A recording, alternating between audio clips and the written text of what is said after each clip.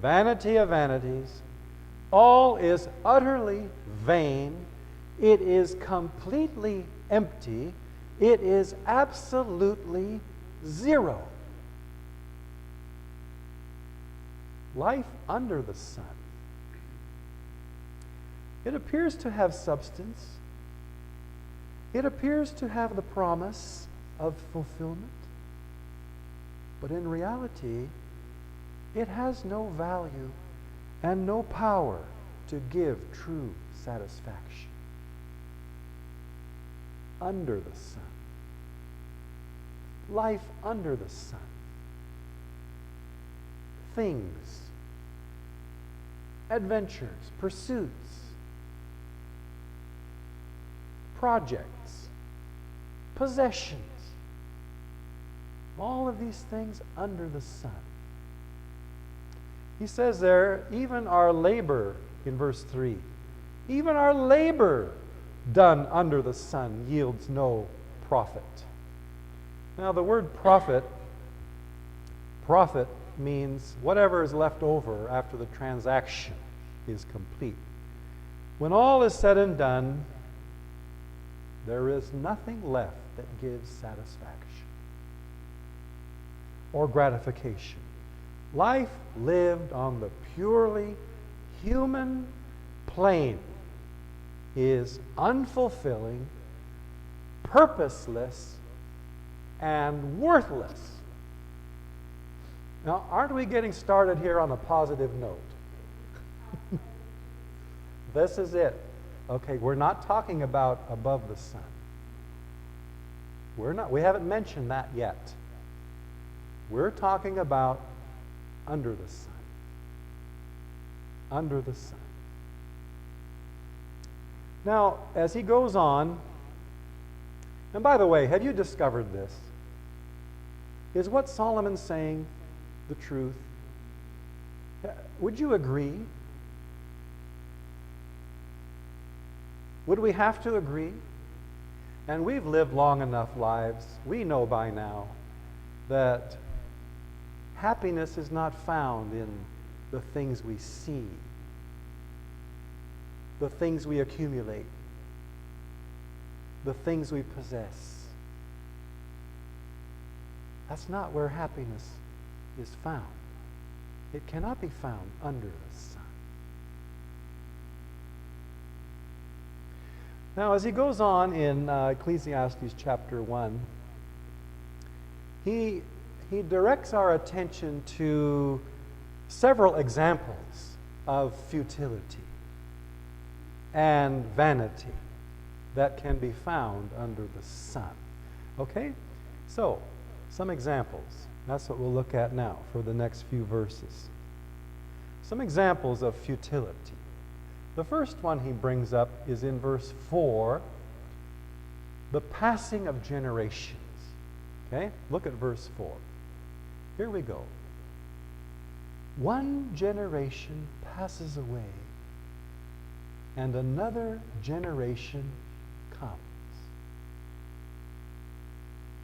You know, I've lived long enough now to notice this.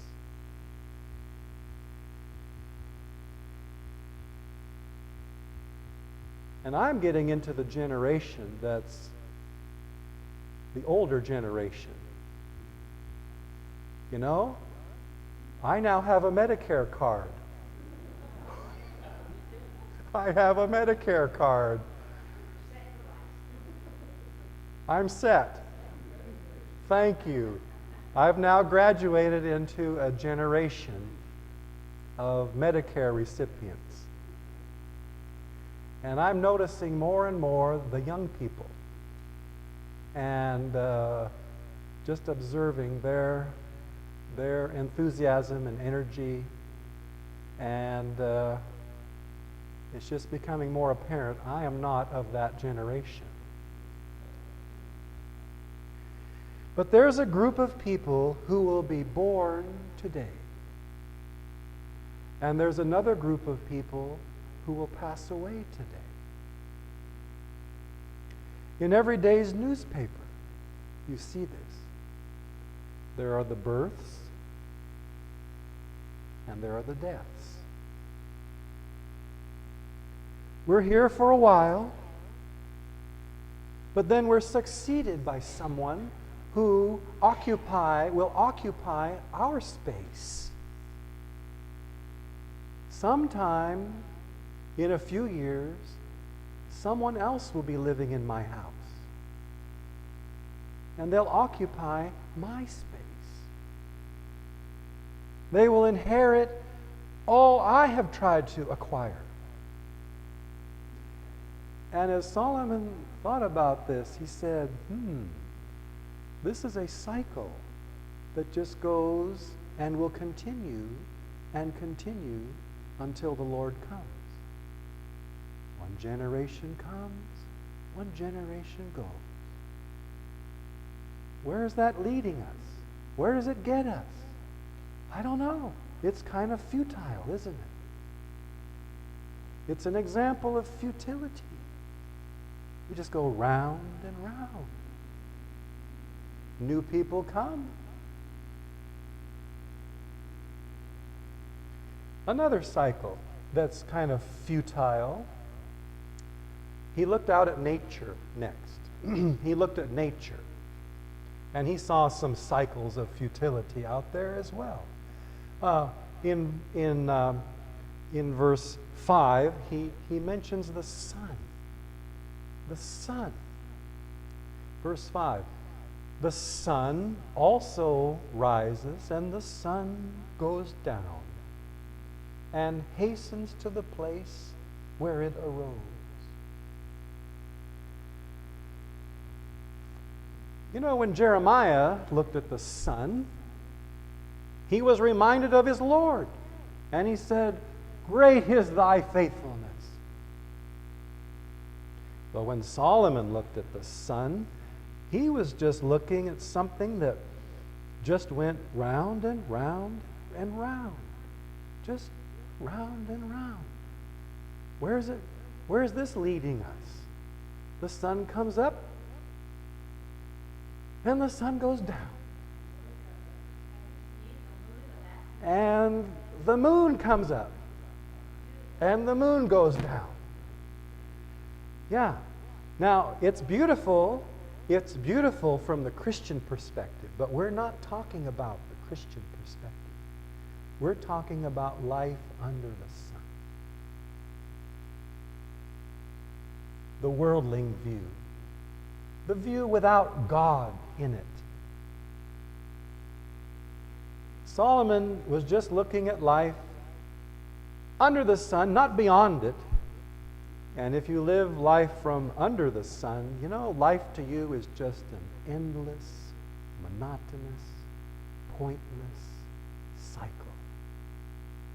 Like the sun, just been going round and round and round for generations.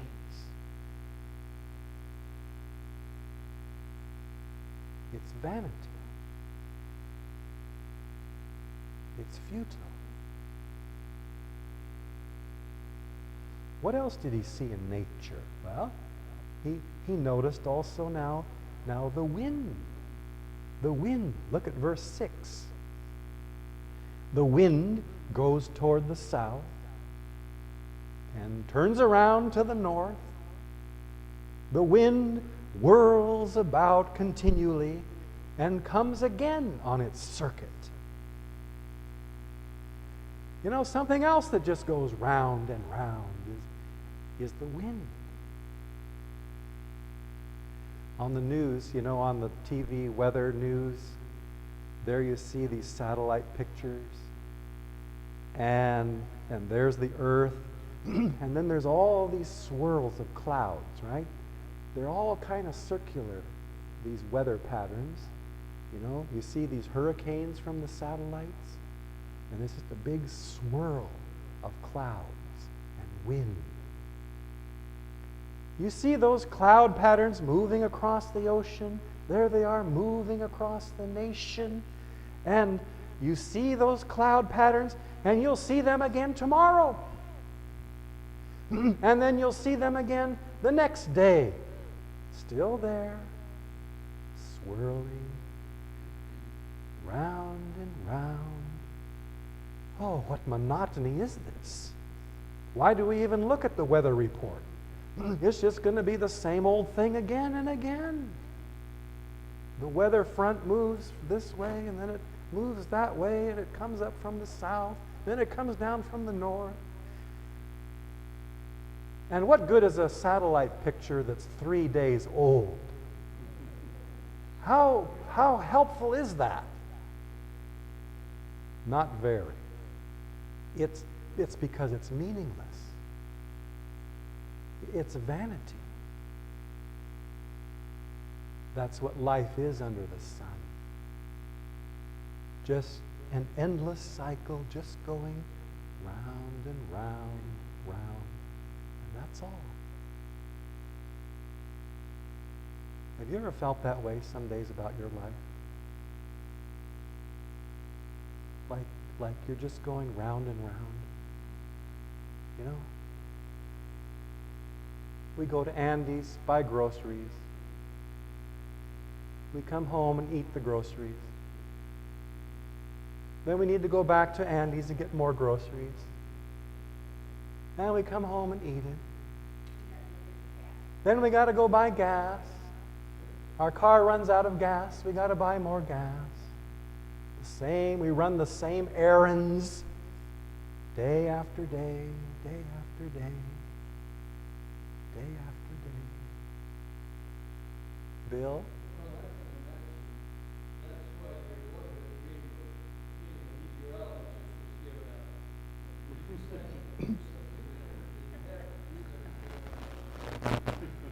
Thank you, Bill. Thank you. That's true.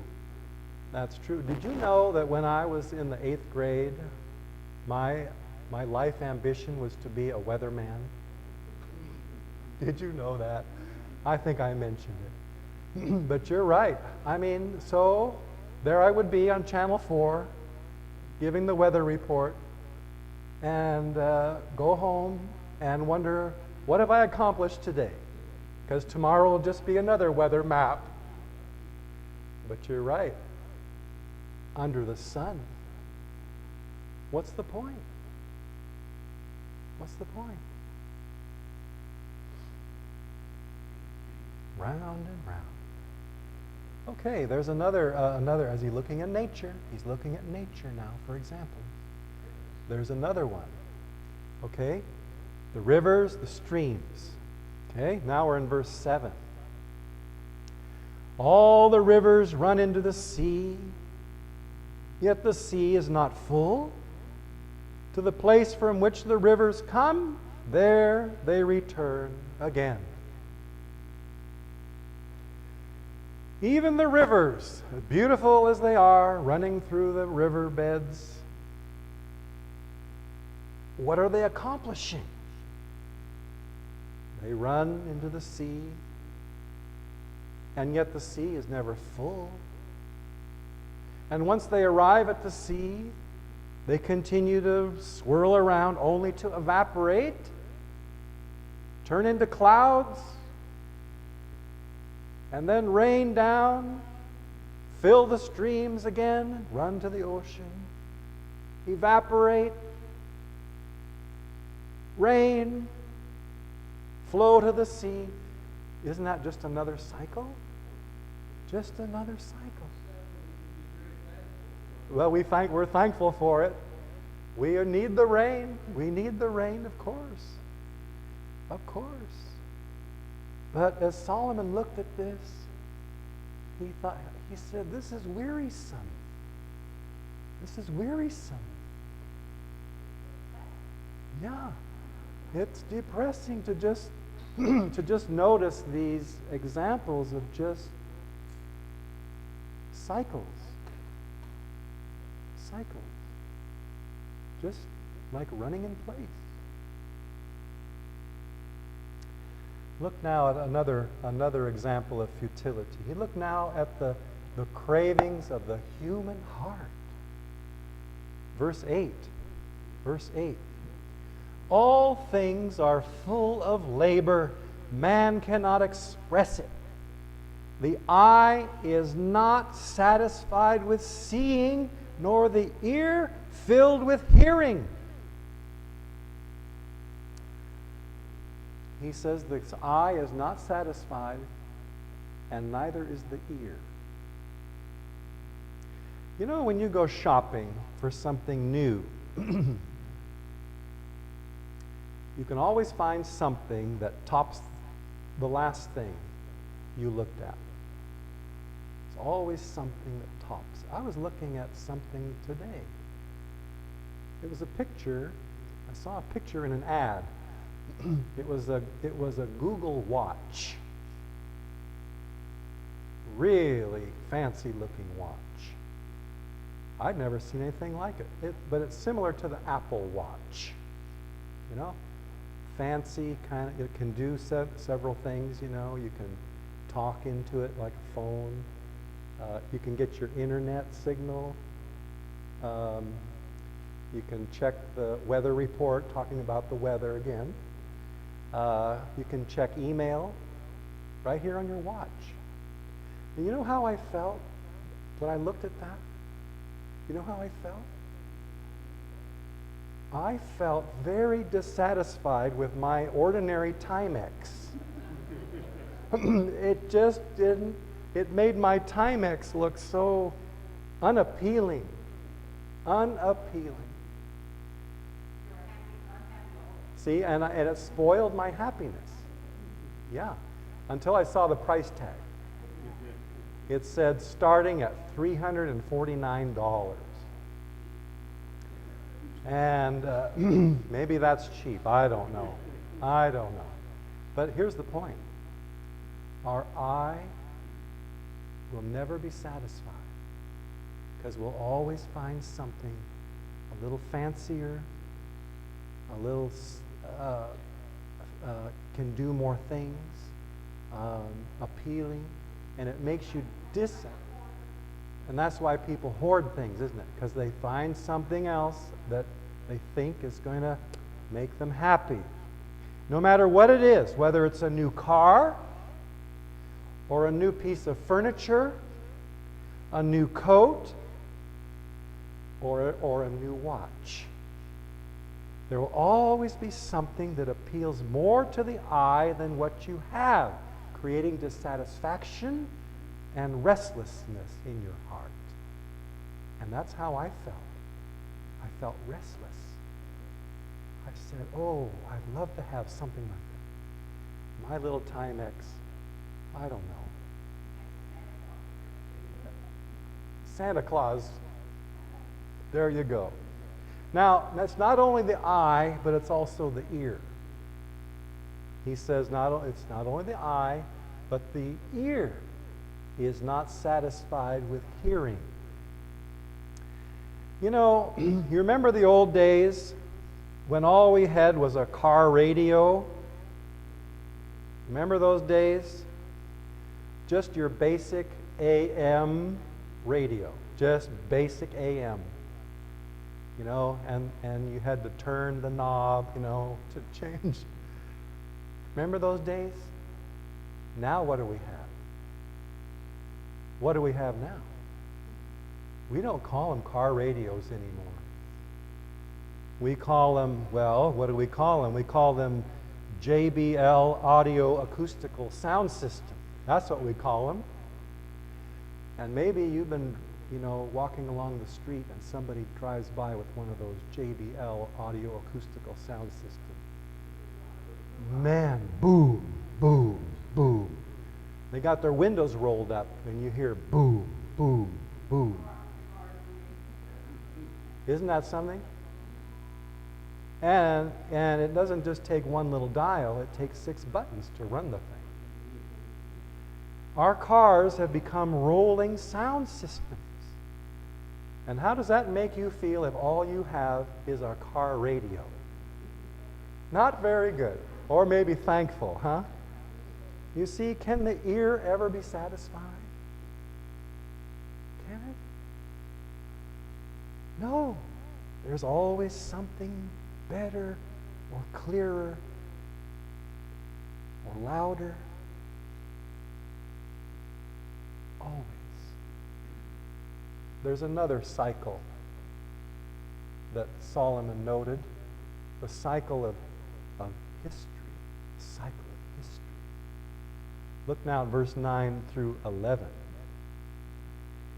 That which has been is what will be.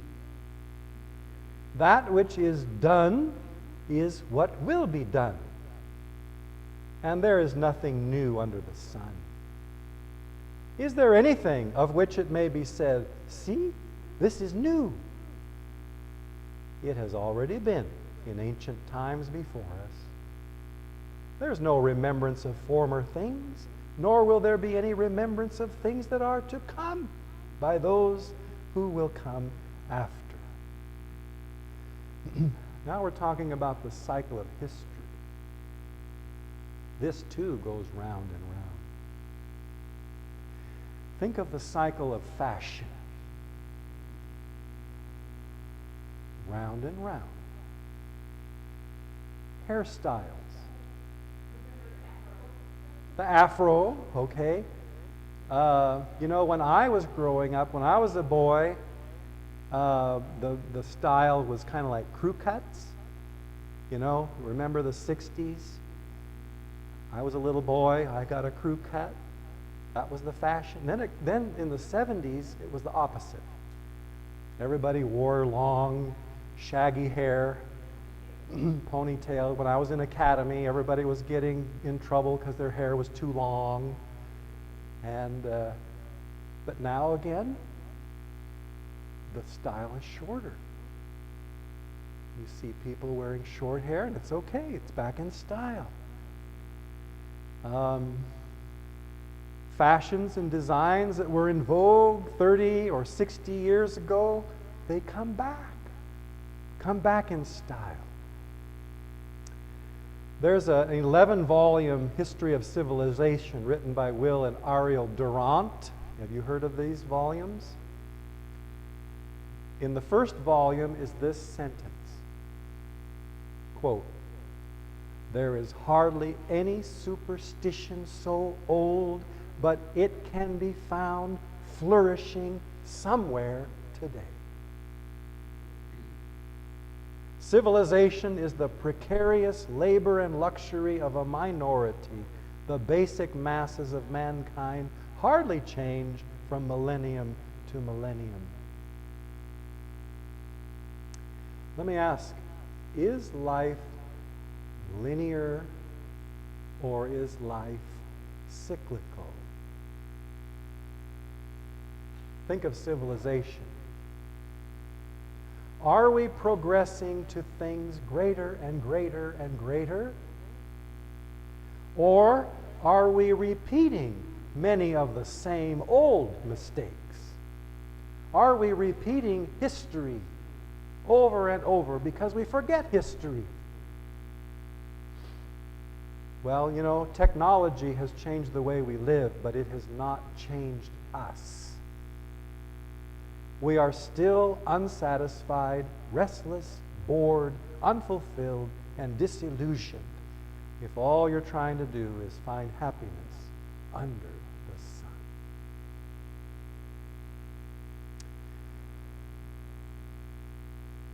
Let's read on and hear Solomon's comments as he talks about his pursuit. Okay, now he's trying to find meaning to life. He's trying to find something that will bring fulfillment, something that will bring satisfaction, something that will bring happiness. He's trying to find it. But all he finds as he looks around are these meaningless cycles. Life just goes round and round in monotonous boredom and despair. Listen what he says now, verse 12. I, the preacher, was king over Israel in Jerusalem. And I set my heart to seek and search out by wisdom concerning all that is done under heaven, this grievous task God has given to the sons of men, by which they may be exercised. I have seen all the works that are done under the sun, and indeed all is vanity and grasping for the wind. What is crooked cannot be made straight, and what is lacking cannot be numbered. I communed with my heart, saying, Look, I have attained greatness, and have gained more wisdom than all who were before me in Jerusalem. My heart has understood great wisdom and knowledge, and I set my heart to know wisdom and to know madness and folly. I perceive that this also is grasping for the wind, for in much wisdom is much grief, and he who increases knowledge increases sorrow. Well, here's a summary of those verses. Seeking happiness under the sun was a pursuit. That's what he's saying. I was the king. I had everything at my disposal. I had wealth. I could reach for anything I wanted. I could acquire any experience. I had unlimited power to do it, whether it was pleasure, projects, materialism, gratification of any kind. I tried it out. Could anything under the sun offer satisfaction? Now, to a lot of people, that would be an exciting adventure, wouldn't it? To have great wealth, to have access to anything you wanted, any experience, any destination, any food, anything. Possessions, unlimited. If he wanted a Google Watch, he could get it. And he could experiment and see if that truly brought happiness. But what did he conclude by all his searching? Well, he discovered that all that glitters is not gold. For instance, he found out this whole search was a burdensome task. Burdensome. He found out it was a grasping for the wind. What do you get when you hold the wind? People are grasping today for the wind. And what do they get? Emptiness. What else did he say? Increased knowledge only increased sorrow. He found out the Google Watch didn't bring happiness, and it made him sad. It disappointed him. It made him feel empty. What a way to be. What a sad thing he was discovering. But remember, all of this is under the sun. Just under the sun.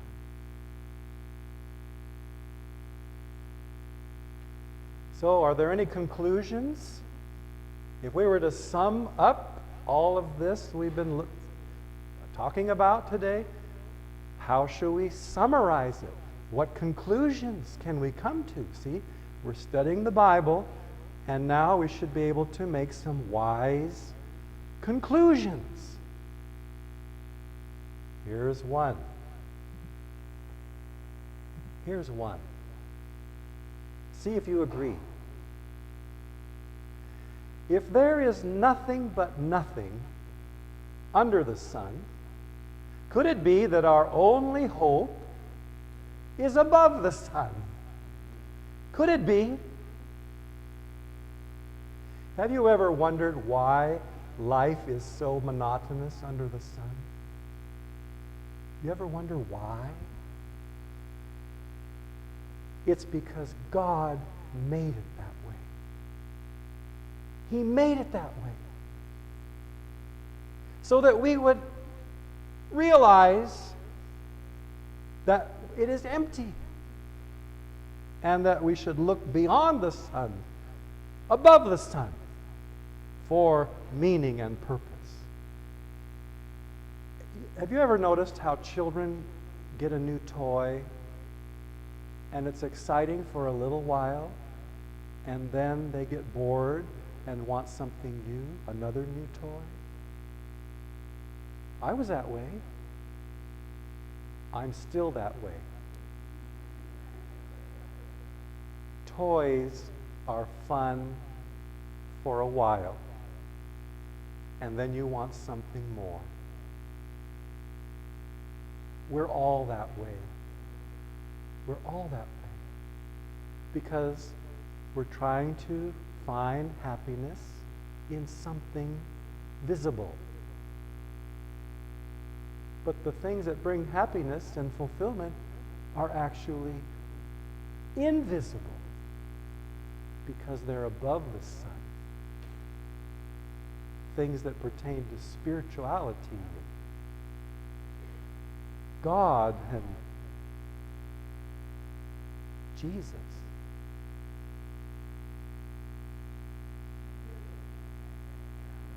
That's right. Nothing material, nothing visible can bring us happiness. And God made us this way. God made life this way. He put all these cycles into our surroundings, and we observe them, and we realize there's got to be more. And don't you think all people out in the world are saying the same? There's got to be more. There's got to be more than this. Well, if God made earth completely satisfying for us, then we would never feel the need of something better. No. That's a conclusion we can come to. Here's another one. Well, I think we've already said this. If a man who had everything investigated, let me start that again. If a man who had everything, investigated everything visible, and found nothing of value, then the one thing he needed must have been invisible. Now, he had everything, didn't he? Solomon had everything. Everything. He had a wonderful house. He had vineyards. He had servants. He had horses. He had chariots. How many wives did he have? He had 1,000 wives. Do you know how many wives that is? Do you know our village church sanctuary? It seats 1,000. So we could move all of his wives into the sanctuary, and the sanctuary would be full.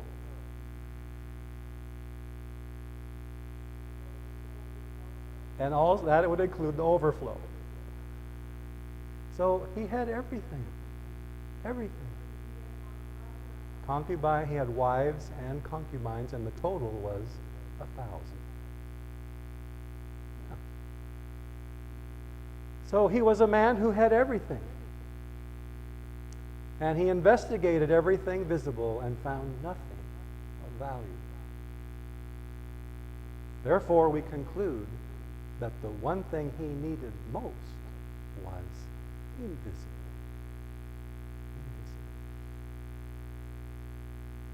And there we get into the world of God, heaven, the Holy Spirit, Jesus, the values of Christianity, which is all about others instead of ourselves. You know, Christianity is all about how to serve others rather than how to serve me. And don't we get the most happiness in life when we're serving when we're sharing, when we're giving, when we're caring, when we're loving. There is something that satisfies. That makes the heart glad. And it's the area of Christianity.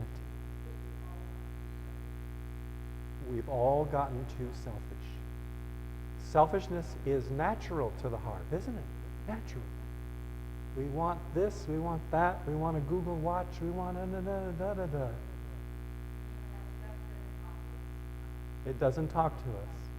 No, my Google Watch cannot love me in return, cannot give back. It just tells me what the weather report is. Well,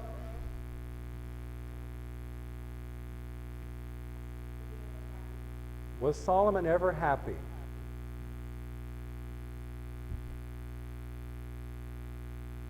You know the history of Solomon, don't you? He went off the deep end. He went off to the deep end, but he came back. And if you read through the book of Ecclesiastes, at the end of the book, he comes back.